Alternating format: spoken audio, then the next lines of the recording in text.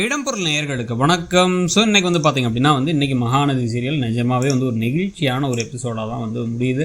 So ஒரு ஹாப்பியான ஒரு எபிசோடுன்னு கூட சொல்லலாம். முதல்ல எடுத்தோடனே பார்த்திங்கன்னா கங்கா இன்னும் அழுது தள்ளிக்கிட்டு இருக்காங்க. ஐயோ நான் பெரிய தப்பு பண்ணிட்டேன், என்னை மன்னிச்சிட்டேங்கிற வார்த்தை நீ வாயால் சொல்லு அப்படின்னா, அக்கா அப்படிலாம் சொல்லாதக்கா, நீ இப்போ அழுதாதான்க்கா எனக்கு கஷ்டமாக இருக்குது அப்படின்னா, இல்லை நான் பெரிய தப்பு பண்ணிட்டேன், உன்னை புரிஞ்சிக்காமல் எத்தனை தடவை அதுக்காக கஷ்டப்படுத்திருக்கேன். இந்த கோபத்தை கொண்டு போய் நம்ம வீட்டில் இருக்கவங்கள காமிச்சு அவங்க நிம்மதியும் கெடுத்திருக்கேன். அம்மாவும் அப்பாவும் அம்மாவும் பாட்டினா எவ்வளோ வருத்தப்பட்டாங்க. அம்மாலாம் ஒரு நாள் என்கிட்ட கோவப்பட்டு கத்திட்டாங்க. அந்தளவுக்கு மோசமாக நான் நடந்துக்கிட்டேன், என்னை மன்னிச்சிரு ப்ளீஸ் அப்படிங்கும் போது இவருங்க என்ன சொல்லிட்டாங்கன்னா, சரிக்கா நான் என்ன கேட்டாலும் செய்வியா, நீ இத்தனை நாள் என்னால் கோவமாக இருந்தல அதுக்கான செய்வியானா கண்டிப்பாக செய்கிறேன் அப்படின்னா, ஒன்றே ஒன்று தான் நீ எனக்காக செய்யணும்.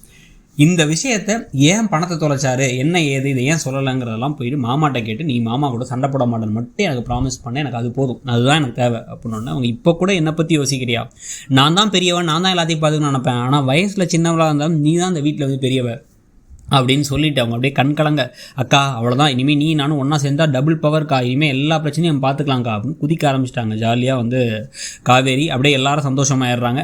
இதுக்கு பிறகு எல்லாத்துக்கும் காஃபிலாம் போட்டு வைக்க, இன்றைக்கி நான் தான் சமைப்பேன், நான் சமைச்சு நீ சாப்பிட்ணும் அப்படின்னு இப்போ கங்கா சொல்லிடுறாங்க. நான் சமைக்கிறதே நல்லாயிருக்குன்னு சொல்லுவீங்களே, எங்கள் அக்கா சமைச்சா அவ்வளோதான், கைப்பக்குவம் டாப் லெவலில் இருக்கும் அப்படின்னு இவங்க காவேரியும் சொன்னதுக்கப்புறமா தேவையான பொருள்லாம் வாங்கிட்டு வரதுக்கு கடைக்கு போகிறேன் அப்படின்னு குமரன் கிளம்புறாரு. நானும் வரேன் கூட அப்படின்னு விஜய் சொன்னதுக்கு, ஐயோ நீங்கள் எதுக்கு ஐயோ வேணும் அப்படிங்கும்போது, ஐயோ இதில் என்ன இருக்குது, நானும் வரேன், அவருக்கும் போர் அடிக்கும் மாமா, கூப்பிட்டு போங்க மாமான்னு அனுப்பிவிட்றாங்க. அப்பயும் ஆனால் கங்காவுக்கு நெருடலாம் இது ஒன்று மட்டும் இருக்குது, எதுக்கு தேவையில்லாமல் இவர்கிட்ட ரொம்ப ஓவராக பம்புறாரு அவர் அப்படின்ட்டு.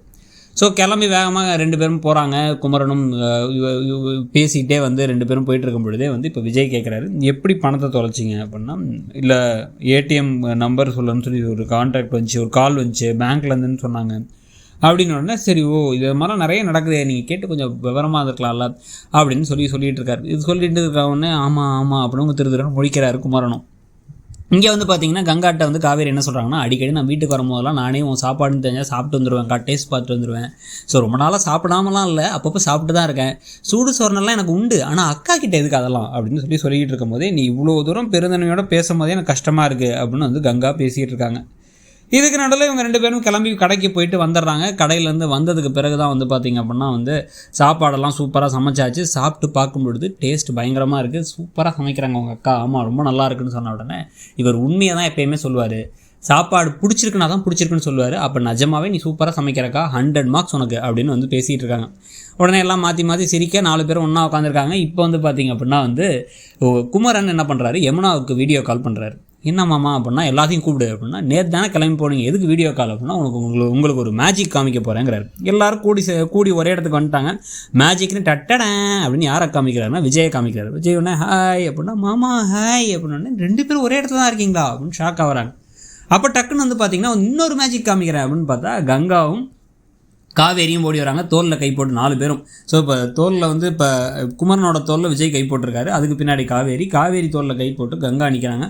நின்னும் போது பார்த்திங்க அப்படின்னா இதில் என்ன மேஜிக், இப்போ விஜய் இருக்காருன்னா கண்டிப்பாக அங்கே காவேரி இருப்பான்னு தெரியும் தானே அப்படின்னு பாட்டி சொல்ல, ஐயோ நல்லா பாருங்கள் 2 பேரும் ஒன்றா இருக்காங்க அப்படின்னு. ஆமாம் என் அக்கா என்கிட்ட பேசிட்டா அப்படிங்கும் போது, நான் அவங்க எல்லாத்தையும் புரிஞ்சுக்காமல் கஷ்டப்படுத்திட்டேன், நாங்கள் 2 பேரும் ஒன்று சேர்ந்துட்டோன்னு கங்கா சொல்லும் பொழுது இங்கே சாரதாவுக்கு கண் கலங்கிடுச்சு, அவங்க அம்மாவுக்கு. சந்தோஷத்தில் அழறேன் நான் அப்படின்னு அவங்க சொல்லிகிட்டு இருக்காங்க. இதுக்கப்புறம் நாங்கள் ஒன்றா தான் இருப்போம், எந்த பிரச்சனையும் இருக்காது அப்படிங்கிறத சொல்லிடுறாங்க. சொல்லிவிட்டு சரி ஓகே ரொம்ப நேரம் வீடியோ கால் பண்ணுறோம் பாய் அப்படின்னு பாய் சொல்லிடுறாங்க. பாய் சொல்லிவிட்டு இப்போ என்ன பண்ணுறாங்க அப்படின்னா இவங்க 4 பேரும் ஒன்றா நிற்கிறத பார்த்து அந்த குடும்பமே சந்தோஷமாக இருக்கிறதோட, இதில் வேறு அந்த பெரியவர் சொன்னாரே நீங்கள் வேற எங்கேயோ போயிருக்கீங்கன்னு அப்படின்னு, இல்லை நான் தான் சர்ப்ரைஸாக இங்கே கூப்பிட்டு வந்துட்டேன் அப்படின்னு விஜய் சொல்லி சமாளிச்சிடுறாரு. ஸோ இன்றைக்கி எபிசோடை பற்றியும் நடக்கிற விஷயங்களையும் பற்றி உங்களுக்கு என்ன தோணுது அப்படிங்கிறத சொல்லுங்கள். தேங்க்யூ. இடம்பொருள் நேயர்களுக்கு வணக்கம். ஸோ இன்றைக்கி பார்த்திங்க அப்படின்னா இன்றைக்கி மகாநதி சீரியல்